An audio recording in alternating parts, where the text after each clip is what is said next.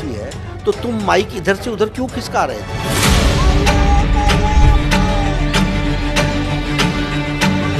मैं कह रहा हूं कि वरिष्ठ नेता भारतीय जनता पार्टी के उनके संपर्क में हैं।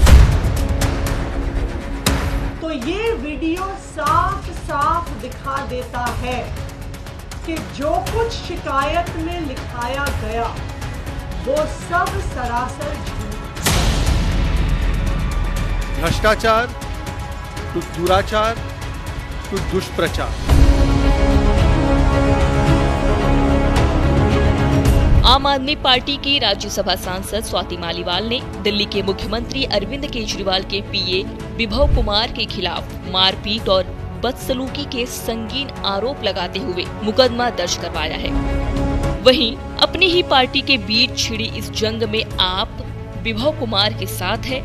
आपके मंत्री स्वाति मालीवाल पर बीजेपी से मिले होने का आरोप लगा रहे हैं। ऐसे में अब सवाल ये है कि क्या स्वाति मालीवाल पर पार्टी कोई एक्शन ले सकती है? क्या उनकी राज्यसभा सदस्यता जा सकती है? अगर आम आदमी पार्टी स्वाति मालीवाल के खिलाफ एक्शन लेती है तो उनकी संसद सदस्यता कैसे खत्म हो सकती है? आइए जानते हैं इन सारे सवालों के जवाब।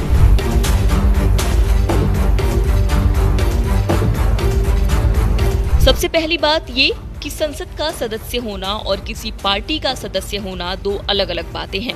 मान लेते हैं कि आम आदमी पार्टी स्वाति मालीवाल के खिलाफ एक्शन लेकर उन्हें पार्टी से निष्कासित कर देती है, तो ऐसी स्थिति में भी स्वाति मालीवाल संसद की सदस्य बनी रहेंगी। हालांकि राज्यसभा में वोटिंग के दौरान उन्हें पार्टी के निर्देशों का पालन करना पड़ेगा, क्योंकि भारत में दल बदल विरोधी कानून उन सांसदों को भी अयोग्य ठहराता है जो एक निश्चित पार्टी के प्रतिनिधि के रूप में चुने जाने के बाद किसी अन्य राजनीतिक दल में शामिल हो जाते हैं। एक सांसद के खिलाफ संसद सदस्यता दो परिस्थितियों में खत्म हो सकती है। पहली तो ये कि कोई सांसद अपनी इच्छा से ही अपने पद से इस्तीफा दे, यानी कि वो स्वेच्छा से सदस्यता छोड़ दे, और दूसरी ये कि अगर कोई सांसद पार्टी की इच्छा के विपरीत जाकर सदन में वोटिंग कर दे। इन दो परिस्थितियों में किसी भी सांसद की सदस्यता जा सकती है।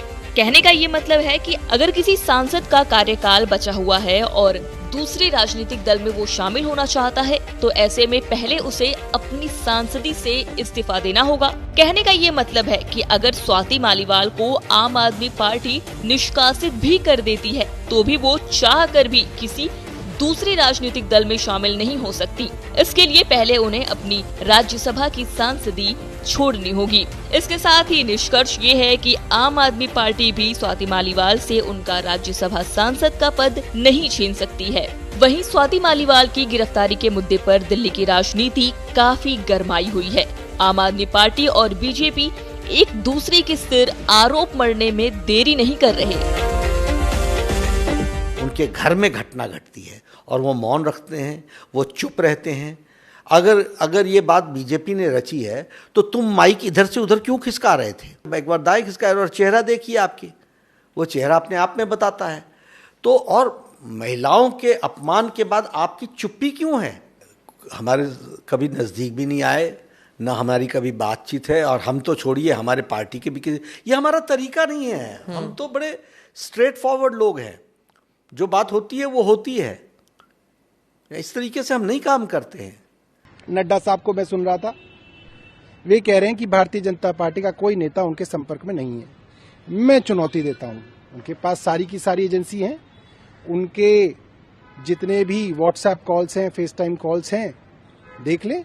मैं कह रहा हूं कि वरिष्ठ नेता भारतीय जनता पार्टी के उनके संपर्क में हैं, और ये बात नड्डा जी भी जानते हैं।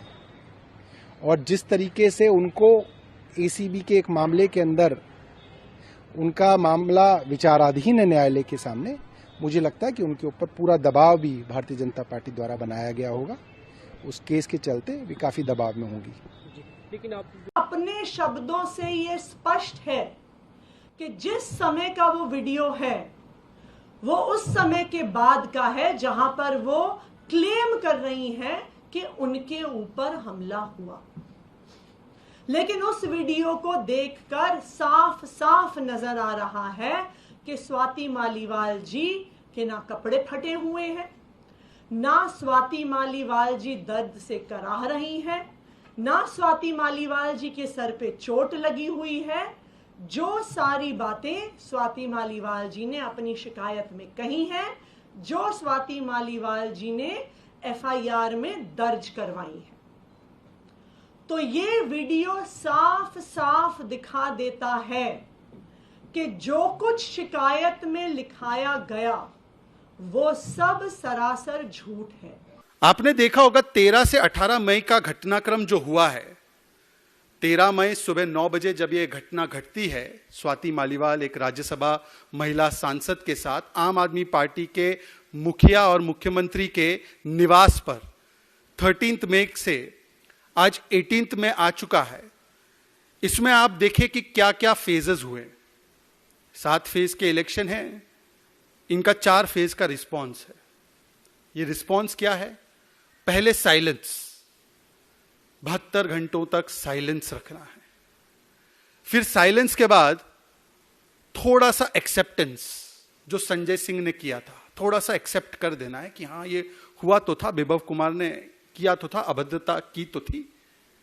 फिर साइलेंस और थोड़ा सा एक्सेप्टेंस के बाद ब्रेजन डिफेंस, जिस प्रकार से जो व्यक्ति अभी गिरफ्तार हुआ है, दुशासन मॉडर्न काल का विभव कुमार, वो दिखता है दुर्योधन के साथ, अर्थात अरविंद केजरीवाल के साथ लखनऊ एयरपोर्ट, सीएम के घर पर।